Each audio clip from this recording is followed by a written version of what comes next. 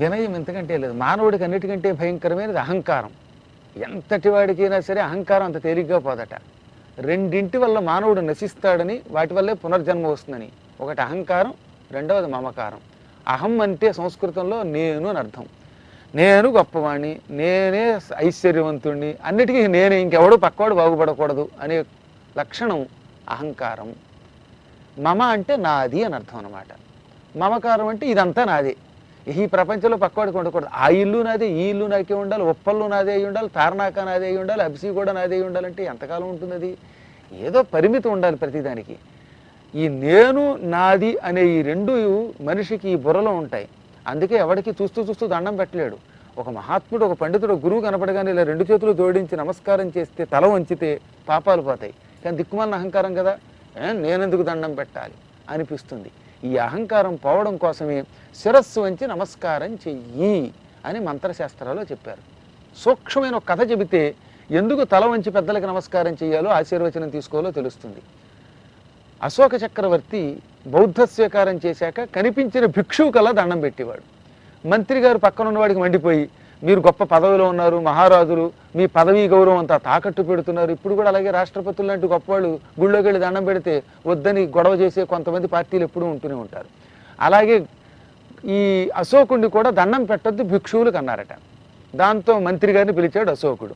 పిలిచి ఒక మేక తల, ఒక పులి తల, ఒక మనిషి తల, ఈ మూడు ఇచ్చి సాయంకాలం లోపు అమ్మి ఈ మూడింటిని డబ్బు పట్టుకురా అన్నాడు. చచ్చిపోయిన జంతువులు తల్లండి, కావాలని నరికినవి కష్టమా? అశోకుడు అప్పటికే సాత్వికుడైపోయాడు. మంత్రి గారు వెంటనే ఈ మూడు తలకాయలు పట్టుకుని వెళ్ళి సాయంకాలానికి వెర్రిమొహం వేసుకొచ్చాడు. ఈయన, ఏమయ్యా అమ్మావా అంటే, అమ్మానండి, పులితల అలంకారం కోసం 1000 రూపాయలు పెట్టి కొనుక్కున్నాడు ఒకడు, ఈ మేకతల మా తల మాంసం ఇష్టమైన వాడు దాన్ని కొనుక్కున్నాడు 100 రూపాయలు ఇచ్చి, ఈ మనిషి తల అమ్ముదామంటే ఎవడు కొంటలేదండి, అందరూ బాబోయ్ బాబోయ్ అంటున్నారు, ఇంట్లో పెట్టుకోవడానికి అసహ్యపడుతున్నారు అన్నట్ట.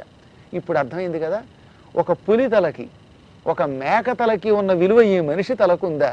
ఎందుకు పనికి మాలిన ఈ తలకాయ వంచి నమస్కారం చేస్తే కొంపే ములుగుతుందయ్యా, అందుకే నేను ఈ తల బౌద్ధ భిక్షువు దగ్గర వంచి నమస్కరిస్తున్నాను అన్నాడు.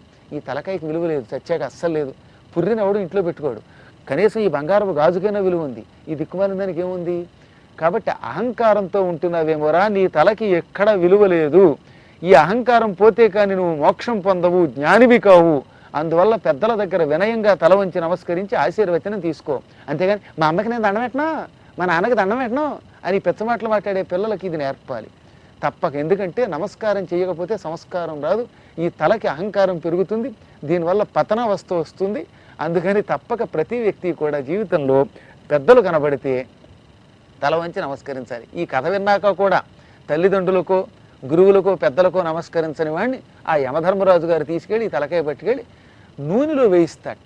సాయంకాలం పూట అప్పుడప్పుడు ట్యాంకు బండి దగ్గర పచ్చిమిరపకాయ బజ్జీలు వేయిస్తాడే, అలా తల వంచి నమస్కరించని వాడిని అలా అలా మూకుళ్ళో శనగపిండిలో పెట్టి వేయిస్తాడు అని మనకు పురాణాలు చెప్పాయి, ఇది నేను చెప్పలేదు.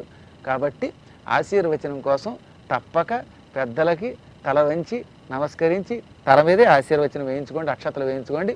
తల మీద 4 అక్షతలు వాళ్ళు వెయ్యాలి, లేదా బయట వాళ్ళు ఎవరో 4 అక్షతలు వేస్తారు. కన్యాకుమారి